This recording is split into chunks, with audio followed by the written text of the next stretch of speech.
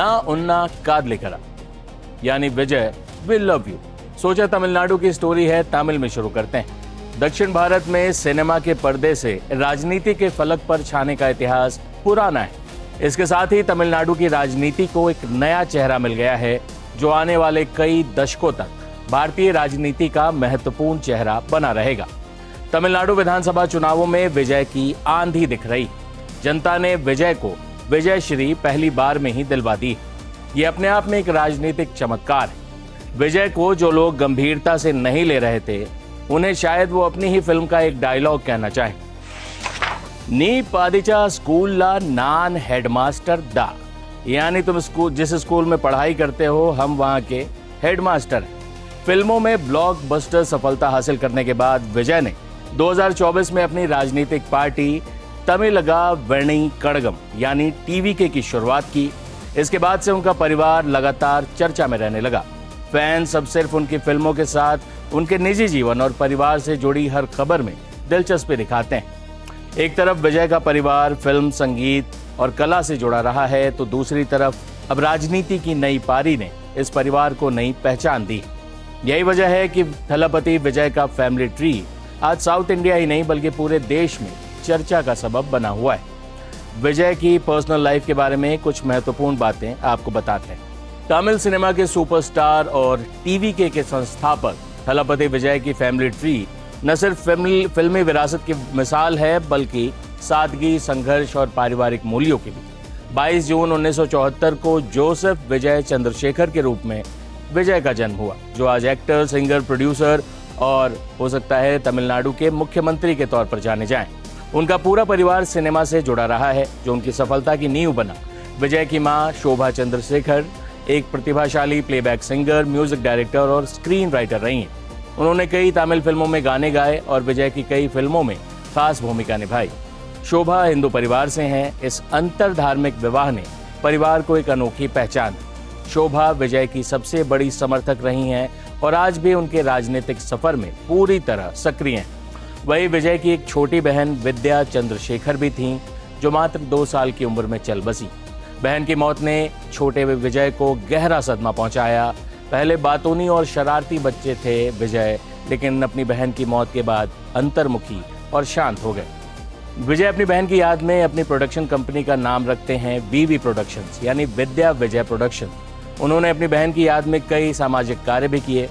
विजय ने 25 अगस्त 1999 को संगीता सोनालिंगम से शादी की थी। संगीता श्रीलंकाई तमिल मूल की हैं, जो लंदन में पली बढ़ी।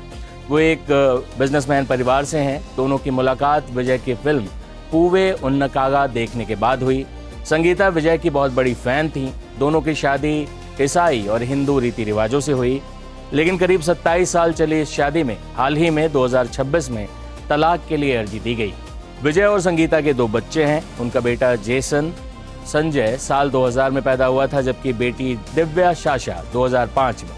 जेसन संजय ने फिल्म सिग्मा से पहली बार डायरेक्टर बनने की तैयारी की है, तो वही शाशा बैडमिंटन के खिलाड़ी। माँ पिता के बीच हुए विवाद के बाद हाल ही में जेसन ने अपने नाम से पिता का सरनेम हटाकर माँ का सरनेम माँ को सपोर्ट करने के लिए रखा दिया था। उन्होंने इंस्टाग्राम पर अपने फेमस पिता को अनफॉलो भी कर दिया है। थलपति विजय फरवरी 2024 में राजनीतिक अखाड़े में उतरे थे। लोकसभा चुनावों से पहले उन्होंने आधिकारिक तौर पर अपने पार्टी के नाम का ऐलान किया था। 2 फरवरी 2024 को सोशल मीडिया पोस्ट के जरिए उन्होंने ये जानकारी साझा की थी। उनकी पार्टी के नाम का ऐलान बेशक ही लोकसभा चुनावों से पहले हुआ हो, लेकिन वो लोकसभा चुनाव के लिए मैदान में नहीं उतरे। उनके दिमाग में तमिलनाडु विधानसभा चुनाव था। उसकी तैयारी उन्होंने उसी समय से शुरू कर दी थी। साथ ही विजय ने पूरी तरह से एक्टिंग छोड़ने का भी निर्णय ले लिया। पार्टी का ऐलान भले ही उन्होंने 2024 में किया, लेकिन राजनीति में आने के लिए उन्होंने तैयारी काफी वक्त पहले से शुरू कर दी थी और इसी के हिसाब से अपनी नींव मजबूत भी कर रहे थे। विजय मक्कल इयक्कम यानी उनका फैन क्लब जो है, वो इस मामले में एक बड़ा सपोर्ट बनकर उभरा है। अभिनय से इतर विजय अपने सामाजिक कार्यों के लिए भी जाने जाते हैं, जिस वजह से भी उनकी पॉपुलैरिटी में इजाफा हो। दिसंबर 2023 में विजय ने थूथुकड़ी और तिरुनेवेली जिलों के बाढ़ में पीड़ितों की मदद की थी, जिसके कारण विजय की छवि एक मददगार एक्टर के तौर पर बनी। तमिलनाडु के करूर में टीवीके की रैली आयोजित होती है, मगर यहाँ हुआ एक भयानक हादसा। रैली के दौरान भगदड़ मची, जिसमें कई लोगों की मौत हुई। विजय ने सोशल मीडिया पर दुख जताते हुए मृतकों को 20-20 लाख रुपए और घायलों के लिए 2-2 लाख रुपए के मदद की घोषणा की। रैली में हुए इस भगदड़ को लेकर विजय के खिलाफ शिकायत दर्ज हुई और उनकी सीबीआई जांच भी हुई। सीबीआई ने भी विजय से पूछताछ की। कहा गया कि इस रैली में क्षमता से कहीं अधिक लोग पहुंच गए थे। विजय लेट से आए और भीड़ अनियंत्रित हो गई। इस घटना के बाद टीवीके के जिला सचिव और अन्य आयोजकों के खिलाफ हत्या और लापरवाही के आरोप में मामले दर्ज हुए। एफआईआर में विजय का जिक्र था, लेकिन शुरू में उन्हें सीधे आरोपी के रूप में नामजद नहीं किया गया। बाद में जांच सीबीआई को सौंपी गई। मामले में सीबीआई ने दिल्ली में विजय से भी पूछताछ की। करूर हादसे के बाद विजय ने दिसंबर 2025 में पुदुचेरी में अपनी पहली जनसभा आयोजित की, जहां उन्होंने सुरक्षा व्यवस्था को लेकर कड़े निर्देश दिए। इसके बाद दिसंबर में ही इरोड रैली आयोजित हुई। फिर तो तमिलनाडु चुनाव के दौरान लगातार रैलियों और जनसभाओं का दौर चला। राजनीतिक पारी शुरू करने से पहले थलपति विजय अपने माता पिता के साथ विवाद को लेकर भी सुर्खियों में रहे। परिवार के साथ उनका विवाद कथित तौर पर राजनीतिक मतभेदों के चलते ही रहा। उनके पिता S.A. चंद्रशेखर ने पहले ही ऑल इंडिया थलपति विजय मक्कल इयक्कम नाम से एक पार्टी बनाई थी। इसे लेकर विजय और उनके पिता के बीच मतभेद हो गया। विजय ने कहा कि वो अपने माता पिता और 11 लोगों के खिलाफ सिविल मुकदमा उन्होंने दर्ज कराया और कहा कि वो अपने पिता की गठित पार्टी से कोई संबंध नहीं रखना चाहते हैं। वे अपने पिता की राजनीतिक महत्वाकांक्षाओं का हिस्सा नहीं बनना चाहते और न ही उनके नाम का उपयोग करने की अनुमति देते हैं। विजय ने कहा था कि उनके नाम का इस्तेमाल किसी भी चुनावी गतिविधि या भीड़ जुटाने के लिए ना किया जाए।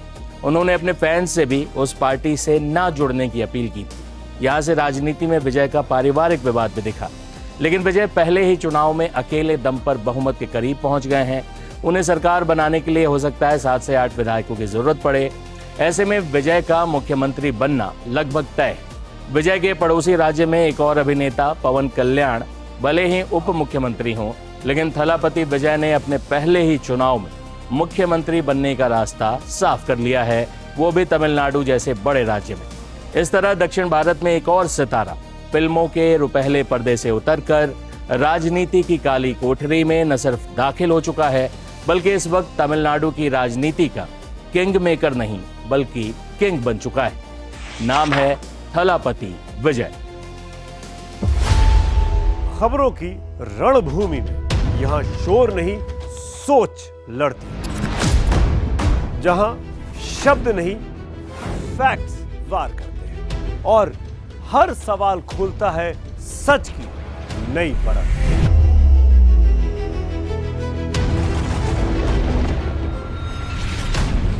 चक्रव्यूह आपके अपने सुमित अवस्थी के साथ सोमवार से शुक्रवार शाम 6:57 पर टाइम्स नाउ नव भारत पर।